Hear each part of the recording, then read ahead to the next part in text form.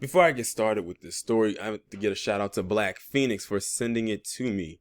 And this story right here is wild, insane, deadly, disturbing, disgusting, and a bunch of other adjectives that I can't even think of at the moment.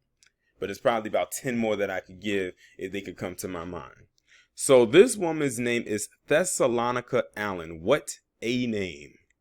And she was arrested for murdering her husband, chopping up his corpse with an axe, and then made her two children help put his dismembered remains into bags so she could burn them. That's just the title of the article right there. So you can imagine what gory details they're probably going to get into in the meat of this article. Now, I did a story either last month or the month before where a mother had killed her daughter and then had her older daughter help hide and get rid of the body of her own sister. When I heard about this, I immediately thought of that. People are absolutely messed up out here. I don't know what it could be. I don't know if it's in the air. I don't know if it's in the food. I don't know if it's in the drinks. But people have lost their goddamn minds out here. A woman shot her husband, chopped up his body with an axe, and then got her two children to help put his dismembered remains into bags. Thessalonica Allen, age 34, allegedly shot spouse of 1 year. So she was only married to him for 1 year. Randy Allen, age 50. Look at the age gap on that. This guy was 50 and she was 34. And she's 34.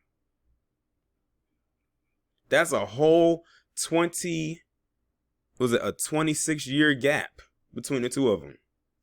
On July 27th, inside their apartment in LaPorte, Indiana, the fatal row is said to have begun after Randy confronted Thessalonica after her usage of an undisclosed website. She is then said to have struggled to dispose of his remains. I wonder if that undisclosed website was OnlyFans. That's the only one I could think of. Or maybe some kind of dating app. I'm not sure. She is then said to have struggled to dispose of his remains, so allegedly got to work hacking them up with an axe to make them easier to carry away and burn. Investigators say Allen's two children, both minors, heard a loud bang and ran to their mother's bedroom. They found Randy on the ground, asking his children to call 911, but their mother ordered them to go back to their room, it is alleged. The couple did not share any children. Randy's grieving relatives told the NWI Times. Later that night, Thessalonica woke her kids and asked them to drag Randy's body out of the house and load it into his car. When his body proved too heavy to move, Thessalonica went out and returned the next day with cleaning supplies and an axe. Although she chopped the body to pieces, it was still too heavy for them to move, distressing investigative records show. Thessalonica allegedly asked an ex-boyfriend for help 2 days after the killing, and he refused and reported the incident. Police found the vehicle outside of a hardware store in LaPorte and the tote bag containing Randy's dismembered corpse inside a closet in the children's bedroom. Thessalonica had allegedly planned to burn the body in South Bend. The children told cops their mom and Randy had been arguing about a website Thessalonica had visited just before Randy was shot. They added that Randy appeared to be packing his things and leaving. Thessalonica claimed she shot Randy after he started choking her. She told the ex-boyfriend that she shot Randy because he was beating her and her children. He was a sweet person. Jakelia Dooley Jones, his oldest daughter, he was caring. He was nurturing, she said.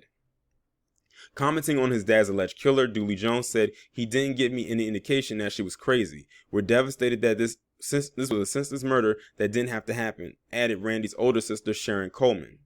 During a search of the home, police allegedly found 3 notes detailing Thessalonica's actions before and after the shooting.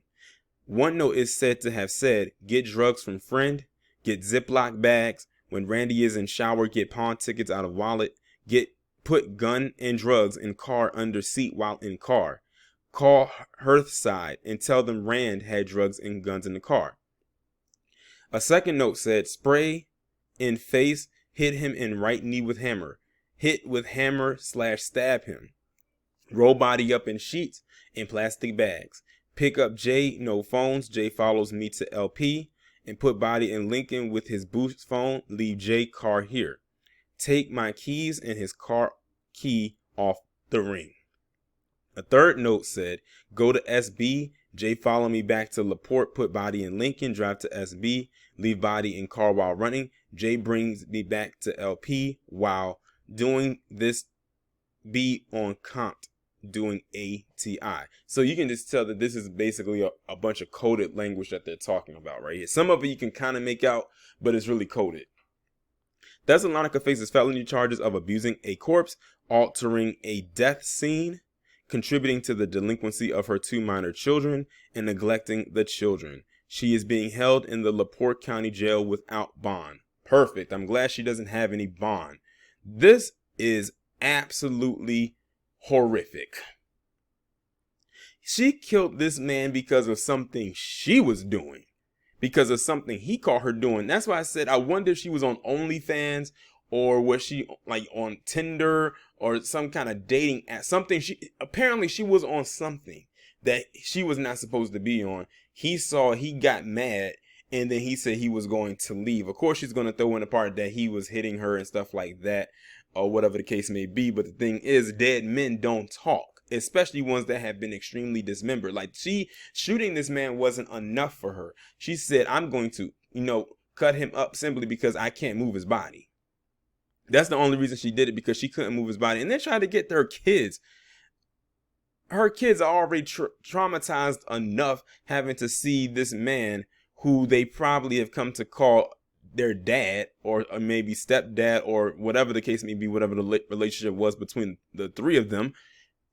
And to have to see that and then want them to help, and then also had the nerve to call her ex. I'm glad her ex didn't come over and try to help her, and that he was the one to alert the authorities, and that's how she got caught. Now imagine if she was able to do this and didn't have to call her ex.